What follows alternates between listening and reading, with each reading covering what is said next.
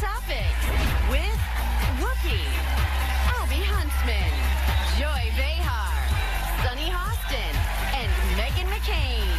Now, let's get things started.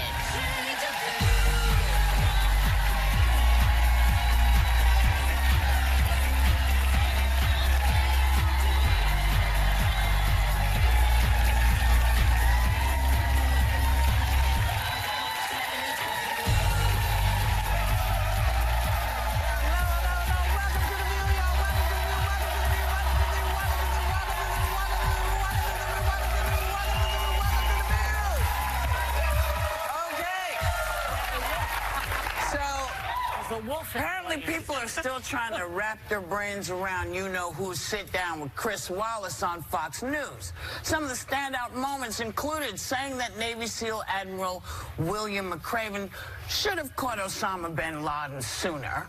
Chris Wallace pointing out that he's seen as a beacon for repression and that he also gave himself an A+ grade as president.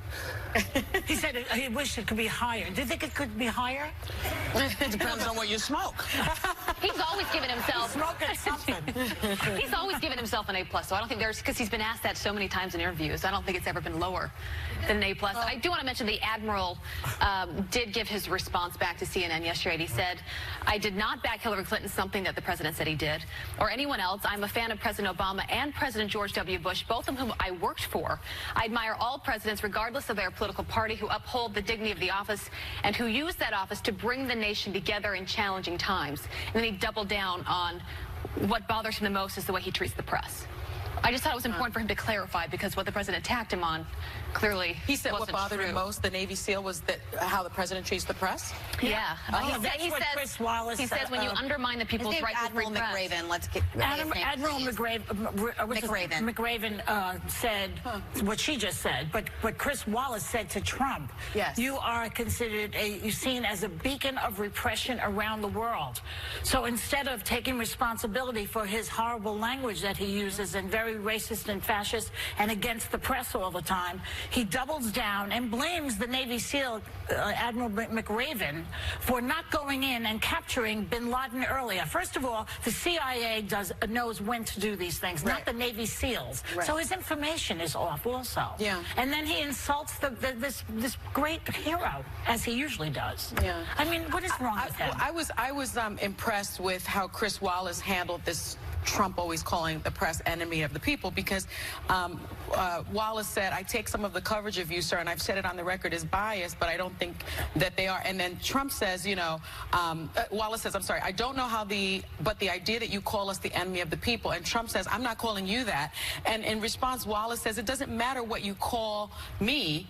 We're all in solidarity, sir." And that was very, very important Even to as the note. friends at Trump at Fox have to deal with him It's like very that. important to note that, they're all in it together. And I think you and I have both said many times, when you're in the White House as a correspondent, if one question isn't answered by the president, the very next reporter needs to stand in solidarity and ask the I also same think question. we need to have intellectual differentiation between, and I don't agree, as you know, calling the press the enemy of the people, but Jamal Khashoggi was viciously murdered for criticizing the government of Saudi Arabia, and there is a big difference between that and what's going on with CNN. That being said, I also think we should be intellectually honest here at this table that if President Obama had missed Veterans Day or missed the armistice ceremony in France for the 100th anniversary of World War I, my head would have exploded right here on this table in front of all of you. And I think there's this whole collection of sort of disrespect towards the military and towards our veterans and towards our history that I don't know if he's aware how intense it is for those of us who still respect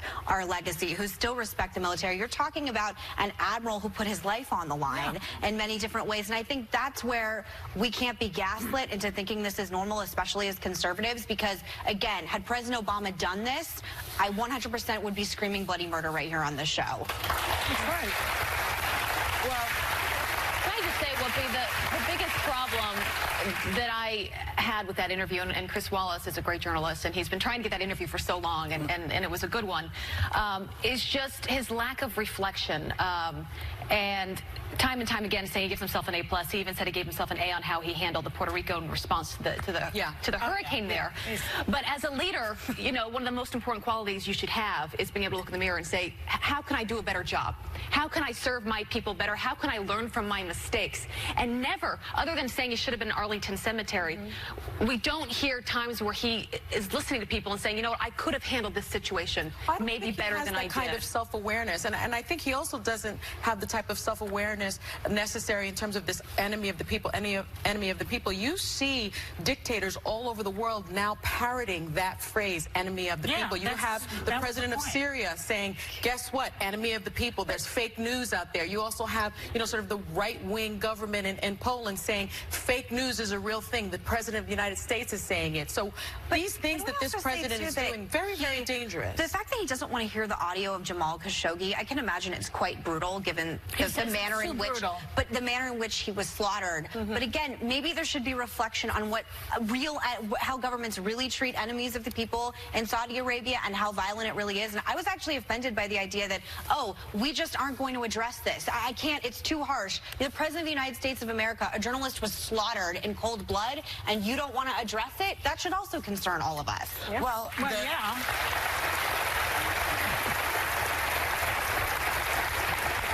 The fact that he refuses to connect the two himself to how people respond, because, you know, this is a build-up. This is how things build up to slaughtering journalists, you know? And if you think that you actually have nothing to do with this, everybody knows you're wrong.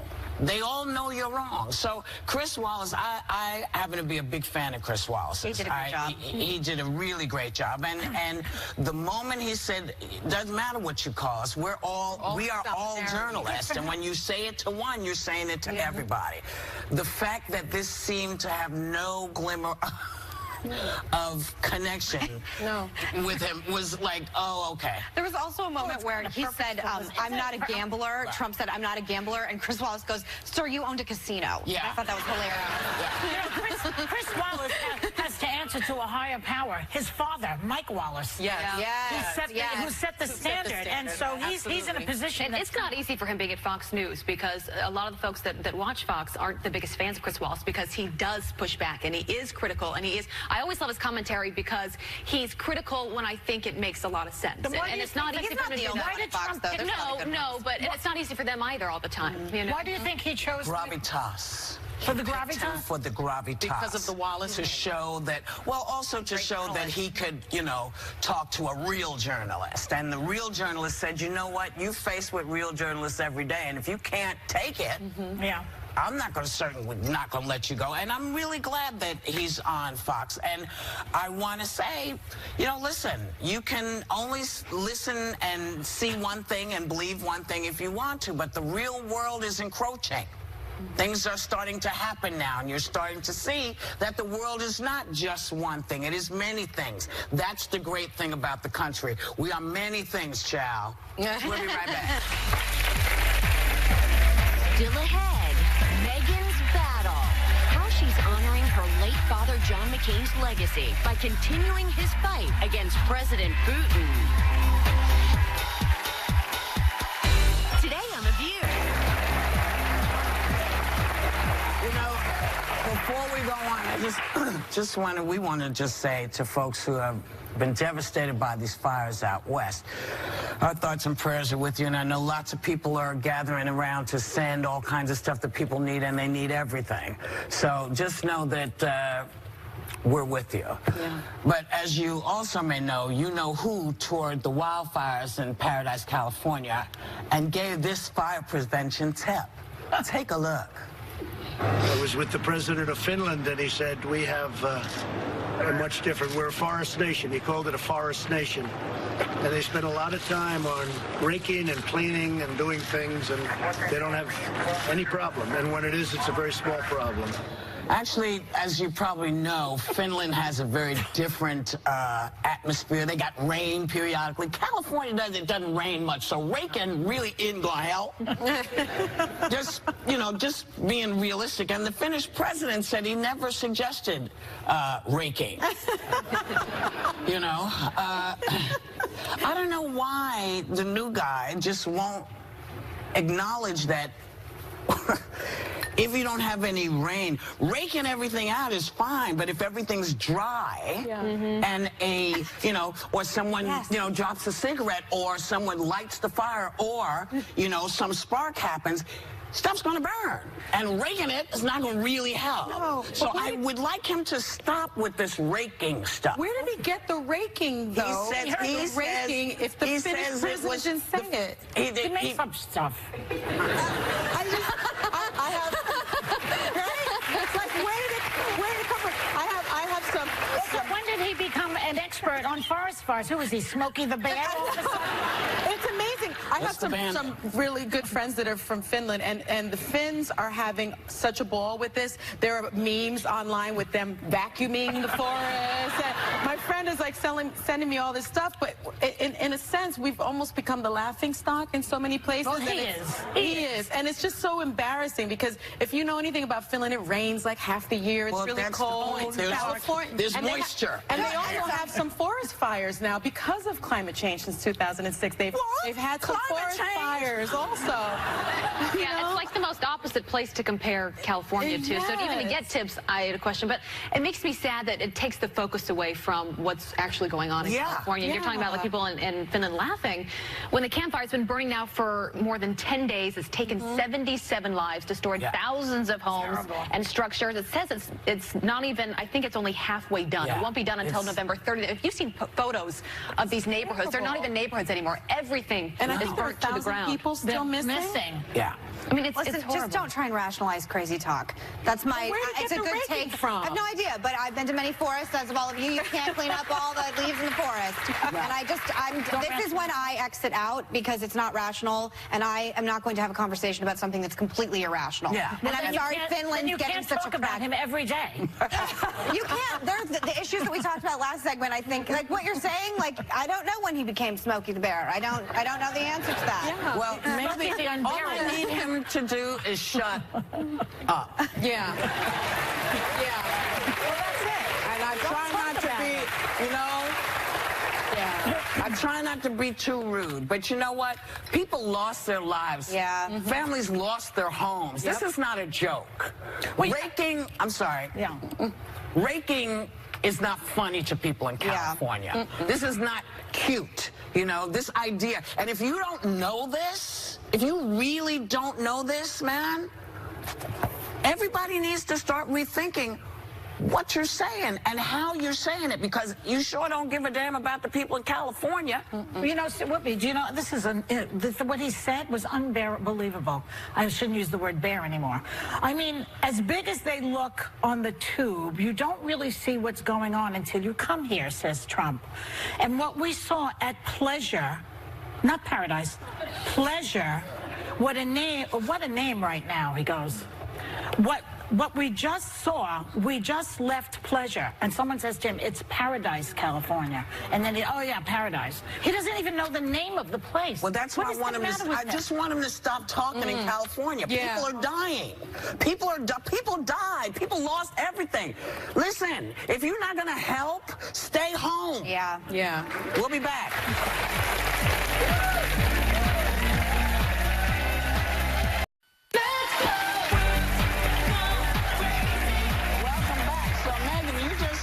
From London, where your dad was posthumously received the 2018 Sergei Magnitsky Human Rights Award. Tell everybody about that. Yeah, first and foremost, thank you to ABC and The View for giving me these 2 days off to go to the House of Commons to talk about the Magnitsky Act and to accept this award on behalf of my father. I'm going to give everybody a tiny little lesson. Thank you, just in case you don't know what this is. So this is a picture of Sergei Magnitsky, who was, well, we should have a picture of him. He was a lawyer who fought for human rights in Russia, and he exposed corruption.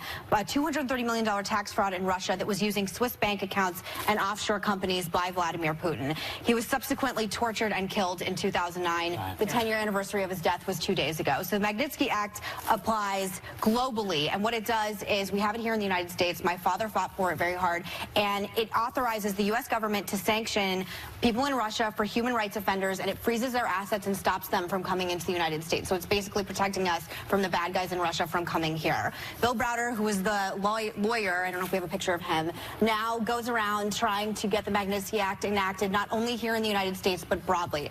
Why this is important: the spy who met with Donald Trump Jr. was petitioning and lobbying to have the Magnitsky Act removed. This is a picture of me with Vladimir Kazimura, who is a man who has been poisoned twice. He is fighting for freedom also in Russia. He is someone who, again, poisoned twice. He's a dissident and outspoken critic. He was a pallbearer at my father's funeral. Why this is so important is I and many Americans continue to believe that the clear and present threat of Vladimir Putin and his global expansion is a threat to democracy, not only here in the United States but abroad. I think if we've learned anything from the last election, it is important that we stand by human rights, that we stand by democracy, that we don't let Vladimir Putin use democracy as some kind of slush fund while taking money from Russian taxpayers, while at the same time torturing people, killing them, putting them in jail for speaking out publicly, and any kind of rights that we have in this country. Can I ask you a question? I'm getting on my soapbox. No, that's all right. How did they feel at this event about the fact that Trump is very friendly with Putin? Yeah. Everyone's concerned about the Trump Tower meeting from the people, and I don't want to, say too much. The Washington Post said it was a collective meeting of Putin's enemies. I'm proud to continue my father's legacy and be an enemy of Putin. Some of us have to speak out, since people in the White House seem to think that getting cozy with Putin is still something that's going to be okay. We have to be a beacon of hope globally for democracy. He is committed to the extermination of the West. I believe is a clear and present threat to the United States of America, and I believe that Sergei Magnitsky is someone whose name should be on everyone's lips. We should know his legacy, and we should continue fighting for what he believed in. Okay. Yes. And we'll be back.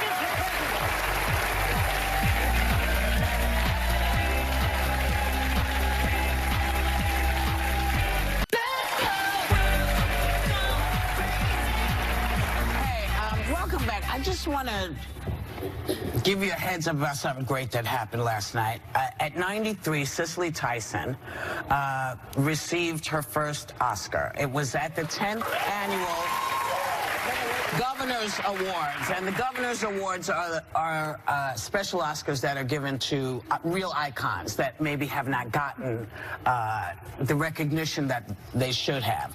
And, she was nominated in 1972 for Sounder, but she's been in so many other films that, that during a very specific time, folks weren't looking at women of color as really contenders. So I feel, missed out on a lot of things. So I'm really thrilled that she got hers. And composer Lalo Schifrin and publicist Martin Levy, producers Kathleen Kennedy and Frank Marshall, they got the Irving G. Thalberg Memorial Award. So I just want to say congratulations, Cicely Tyson. You earned this. Yeah. And I love that dress she had on. And she looked so regal. That dress was... Yeah, and the gloves. And the gloves and just the whole look. She's like, I'm ready for this. Yeah. Well, you think as an actor, that they'll see it, that there's nothing blocking it. And then you see someone at 92 who's been in amazing films, who, for one reason or another, was not recognized. She's been recognized now, and that's all that's important. Right. So how about this? There was a woman. I don't know where she's from, but she's a woman. She's completely stressed out by the office snitch, who would do stuff like rat people out to the boss if somebody came in late. So she asked the Washington Post advice column how to handle it. They said, ignore her. What would you do? I think you keep her close. I think a good snitch here and there is not too bad. You get all the deets. You keep her close. It's embarrassing. Got a little source. But I was actually the snitch in my family growing up. And now I've learned so much from my sister. I was like the perfect Mormon child growing up. My life's different now, but my sister was like the wild child, so I would run up to my parents' room. Yeah, Liddy, she ran away from home again, Mom. And now my sister still gets mad at me for it and makes fun of me. But I learned from it, because the last thing you want to be is a snitch. The last thing you want to be is like, well, I'm better than other people. I can tell on them, because none of us are like, should be like that. Well, this should be pointed out, there's a difference between a snitch and a whistleblower. A whistleblower is somebody, movies are made about them. Right. Silkwood and other movies. Right. A snitch ends up in cement galoshes. in my neighborhood, anyway. In your neighborhood.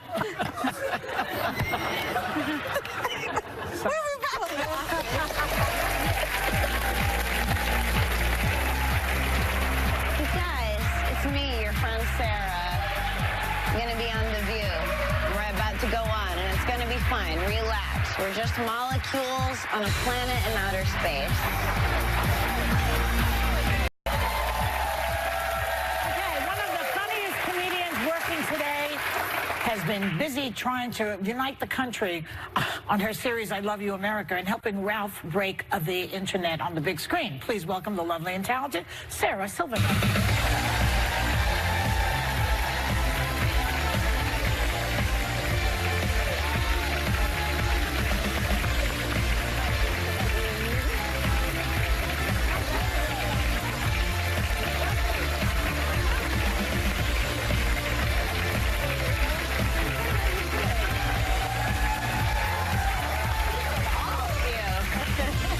My dear, you know, you have a new show, I Love You, America, which is very much the kumbaya, right?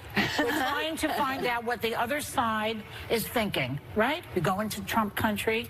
Yeah, I mean, we do field pieces where I had a family dinner with a very conservative Republican family, and, you know, we always leave thinking the same. Oh, there they are. Oh, wow. Yeah. Thinking the same thing, like, oh, they're pretty, I love them, they're nice, you know? I mean, we don't think we change each other's minds particularly, except for about each other and being able to get along. But I also speak truth to power. I'm opinionated, and the monologues are pretty, I distinguish between the liars and the lied to, you know? That's a good way to put it. Yeah, I don't like liars, and I don't feel like I need to be open, but the lied to I feel have compassion for. So, but you also say that you are grateful for Trump. I am grateful for Trump. Well, I mean, it was Thanksgiving, our last episode, I think there's a lot to be grateful for in terms of what he's caused, which is more women than ever running for office and being elected for office. Has to be built. It's the pendulum has swung the other way, but also just the fact that sorry, I missed that and it was funny. It happens all the time. But he's forced us to, he's taught us that democracy is not something to take for granted. It's something that has to be protected every day. And for that, I'll be grateful. But he gave himself an A+ rating, by the way. Do you agree with that?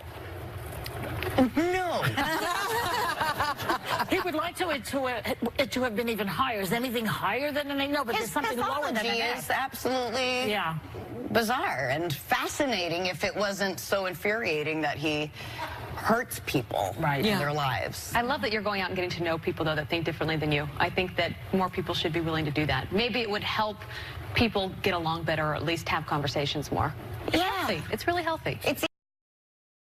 Do it every day. You have to train yourself not to jump to the conclusion, but to like meander to it. Yeah. You know, as opposed to just going, oh, that's what it is. It's like, no, what is it? And you put it beautifully. So I mean, I think of the show as like, for me, about Mr. Rogers, which you know, very blue, very crass. You know, Mr. Rogers for adults. But I mean, like, what are we? We're kids plus time. You know, and all these things. You know, we think of governments as grown-ups.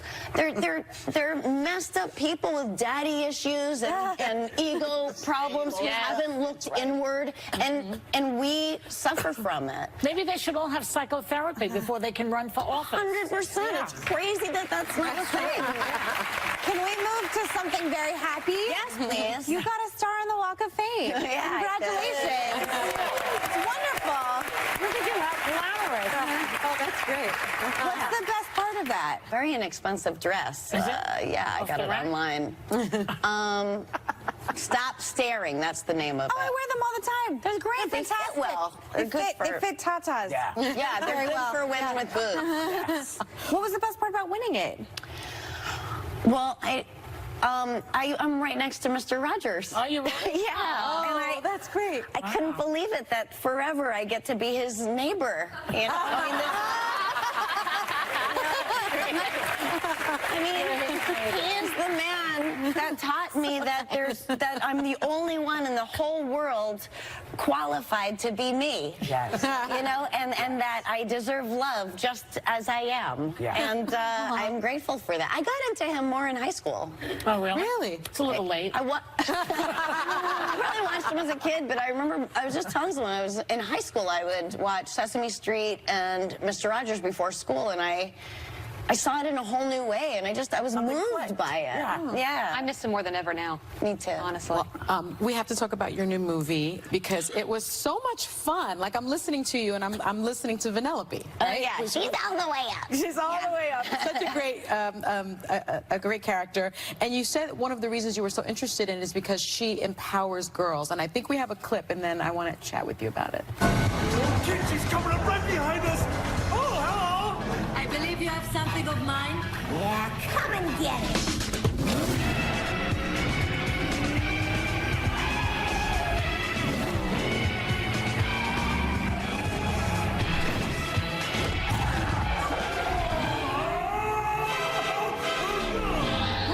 This girl can fly. That was such a great, it's such a great scene. And how much of the character is based on you? I mean, can you drive like that? Yeah. Oh. No, I'm not a good driver, but yeah, she slowly really became, in the first one, the first sketches were like this freckled, red-headed kid, and then slowly she had a ponytail, and then she, you know, she just had big black eyebrows, and it was so cool. And you know, they've got like little cameras in the recesses of the room when you record that I'm never aware of. Yeah. But then when you go see the movie, and she's got my like weird tics and physical movements, it's so bizarre. That was like the pretend recording session where they dress you up in nice clothes. But although John C. Reilly always is in a three-piece. Yes, he is. He came here in one last week. I can't even handle him. He's so cute. Vanellope, though, is my type of princess, and I think for so many girls, lives in sweatpants, isn't perfect all the time. And there was an internet, the internet went crazy when a clip was released, a trailer, where Vanellope's talking to the other traditional princesses. How did that unfold? I loved it so much. I just love that Disney was game to do this. I mean, look at that. It's Cinderella so makes a good. glass slipper a shiv. And all the tropes that Disney was partially responsible for creating, the tiny waist, the saved by a, damsel in distress, the saved by a man, the very whiteness of it, and how they grew and learned and changed and progressed and became inclusive and more progressive. And now look at this 9-year-old little Jewish kid with an attainable waist and comfortable clothes.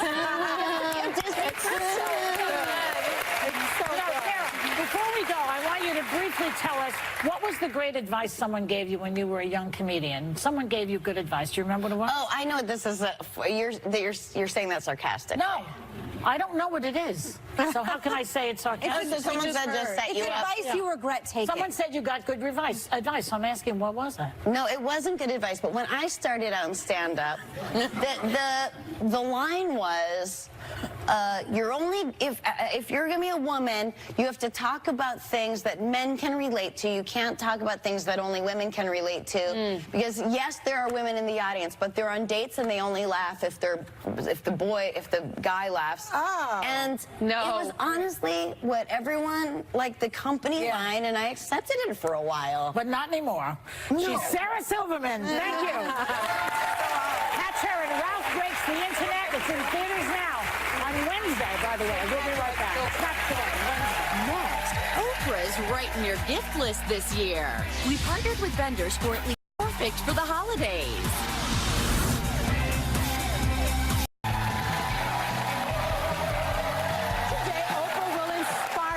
Take your gift list up a notch. We partner with vendors for at least half off her holiday batch of favorite things while supplies last. And here to show them off is O Magazine's creative director, Adam Glassman. Good morning. Good morning. Not only do we have 6 favorite things, but they're all under $50. Which is wonderful. Which is wonderful. So yes. Really, you're going to shop for other people and yourself. Yes. Probably. We're going to start off with softies. This is the hooded snuggle lounger. It's right here next to you. Feel this fabric. When you touch this, you will fall in love. Soft. Isn't it amazing? It's the most comfy, cozy thing out there. You will wear this all weekend long. Oh you my will come home from work and put this on. I love it. And you could wear it over leggings and do errands. 3 colors, and the sizes are amazing from small to 3X. Ooh. So it's great. Excellent. The price normally is $95. Yes. Today it's going to be $47, so it's saving 50% off. Yes. Okay, Sonny, I don't know about you, but I know I go on vacation and I come back with more stuff than I went with. Shop. Of course. Well, you're going to want to go with this pouch from Paravel. Oh my gosh. It folds very flat like this. You pack it in your thing. You unzip it. It turns into this bag, which is high quality, really beautiful, Do you know how much sturdy. stuff I could fit in this? Oh, I know. Shop? So much stuff. It's incredible. The price normally is $60. Yeah. Today we're doing it for $30 and we're giving free shipping as well is key. from Paravel. There's so many colors, great for men and women. Wow. I like Totally that. great. Okay. Oprah loves all things truffles, and Stedman loves all kinds of hot sauce. Oh, my gosh. This combines their love for both. It's called Truff Hot Sauce. You have to smell this right now. Now, you know that There's a lid. I happen to love hot sauce Oh, do and you? truffle as oh, well. this is amazing. Chili pepper, Can I try savory it? spices. Yeah. You want to try it right now. You're I'm going one to of like those it. people that carries hot sauce in her purse. Oh, yeah, like Beyonce. Yeah. It's delicious. It is delicious. We are selling 2. 2 together. Oh my So God. you could keep one, gift the other, or gift them both. Normally the price is $30 for 2. Today is going to be $15 for 2. Wow. So you're saving 50%. It's amazing This would hot be sauce. really good on eggs. Yes, it would. It sounds And weird, but I'm on telling eggs you, it would be great. Stedman gave up his Louisiana hot sauce for this, so this is now his favorite thing as well. And I like Louisiana hot sauce. Yeah, too. okay. These mugs make Oprah very, very, very happy. She loves a big mug. You have to feel in your hand. She liked how her hand fits around the handle. Yes. It holds 20 ounces. So if you're a coffee lover, it's great. Yes. On a rainy, cold day, it's great for soup or chai or anything. Nice. It's a set of 6. The most gorgeous colors out there. Beautiful. Look this at is from Yeti. there are colors And the colors inside, are inside, which is great. Comes packaged like this. A really impressive gift. Normally it's $50. Today is going to be $25 for all 6. For all 6? All 6. So stock up on it. Yes. Wow. Okay. Some people like to crochet. Some people collect stamps. Yes. Oprah's hobby is bathing. Yes. Yes, it is. Yes. I know it's very hilarious. I love that about Oprah. I know. I mean, come on. That's why she fell in love with the Library of Flowers packaging Bath and Body products. Smell this. It's intoxicating. Oh, This it is smells like a willow and water. perfume. It's beautiful. It's beautiful. These are on her countertop. She loves the fact that you can pretty. really have these out in the open. Yeah. Margot Elena for Library of Flowers makes the most beautiful They're stuff. pretty. Truly. The prices range from $11 to $42. The deal today will be $5.50 to $21. Wow. You're saving 50%. Wow. It's gorgeous stuff. It's gorgeous. Really gorgeous. Go to her house and you'll see these products there. These are beautiful. When I go to Beautiful. Oprah's house, I want to see these. Exactly.